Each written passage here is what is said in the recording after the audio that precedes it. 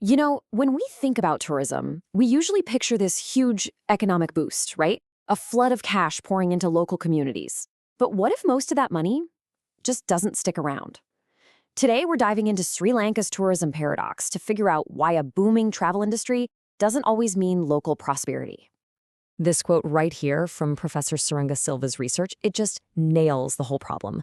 Visitors arrive, revenues leave. It perfectly captures this huge issue in the tourism world. A country can host millions of people, but see hardly any of the economic benefit. So how on earth is that possible? Okay, so first things first, let's talk about how this is supposed to work. In a perfect world, tourism is this incredible engine for growth. Seriously, every single dollar a visitor spends should set off a powerful chain reaction. It's called the multiplier effect. So a tourist pays for their hotel room. The hotel then uses that cash to buy fresh vegetables from a local farmer, to pay its local staff, and maybe hire a local tour guide. Then that farmer, that staff member, and that guide take their earnings and spend them at local shops. You see how it works? That initial tourist dollar just ripples out, multiplying its value over and over again. That's the dream. But that dream often hits a major snag. There's a concept that completely flips the script, and it's often called the leaky bucket problem. And that problem is tourism leakage. It's basically when the money tourists spend doesn't stick around to circulate and multiply. Instead, it leaks right out of the country. And get this, for many developing nations, this leakage can be as high as 80% of all tourism revenue. That's 80 cents of every dollar just gone. This leaky bucket metaphor is the perfect way to picture it. Imagine the local economy is the bucket. All that tourist spending is the water pouring in.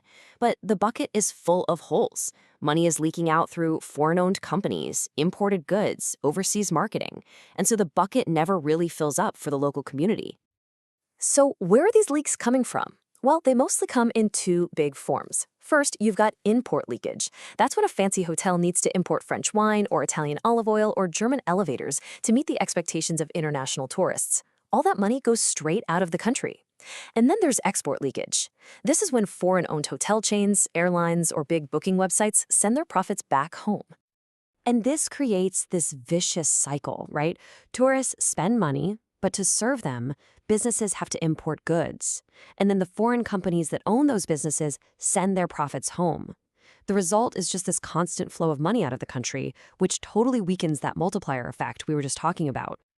Okay, I know this all sounds a little theoretical, but when you look at the real numbers from Sri Lanka, the problem becomes incredibly clear. Let's dig into the data. Let me ask you something. Picture a fancy five-star hotel. A tourist orders a drink at the bar. What percentage, just take a guess, what percentage of the money they pay for that drink do you think immediately leaves Sri Lanka to pay for imports? The answer?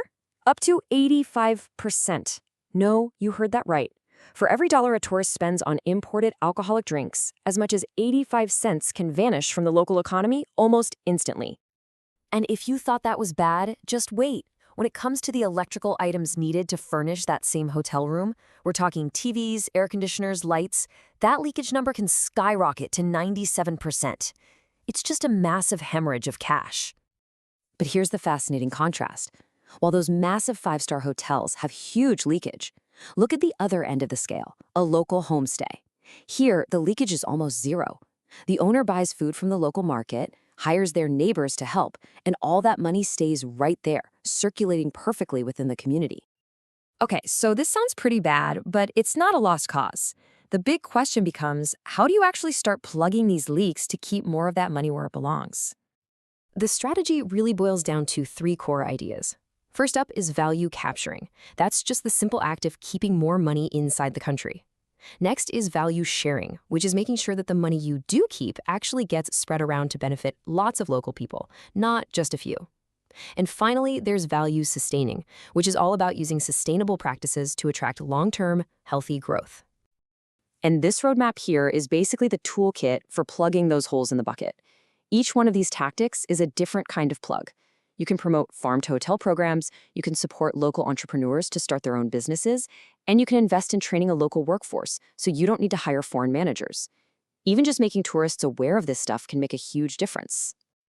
All right, so the answer seems simple, right? Just plug all the leaks. Well, not so fast. This is where the story takes a really surprising and, honestly, a counterintuitive turn.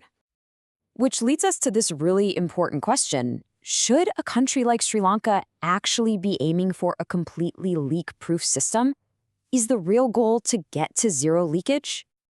And here's the twist. The answer is no. It turns out that trying to stop every single leak would actually be a huge mistake. Some leakage isn't just unavoidable, it can actually be good for the country.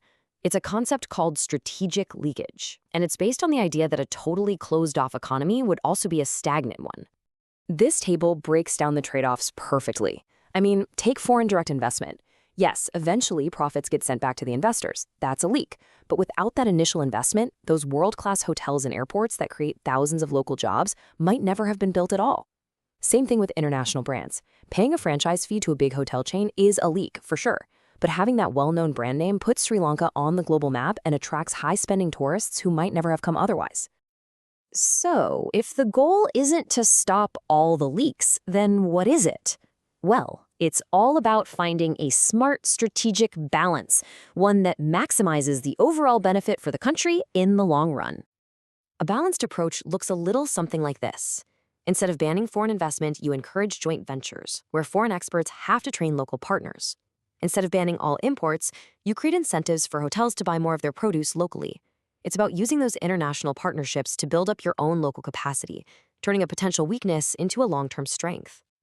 So at the end of the day, the goal isn't a perfectly sealed, leak-proof bucket. It's about managing the leaks strategically. It's about making sure that after all the necessary trade-offs are made, the net benefit for the local community, the amount of value that's truly left behind, is as high as it can possibly be. And that leaves us with one final thought. And this one's not for governments. It's for all of us as travelers. Knowing what we know now, what choices can we make on our next trip to help ensure more of our money stays in the hands of the people and the communities we've traveled so far to see?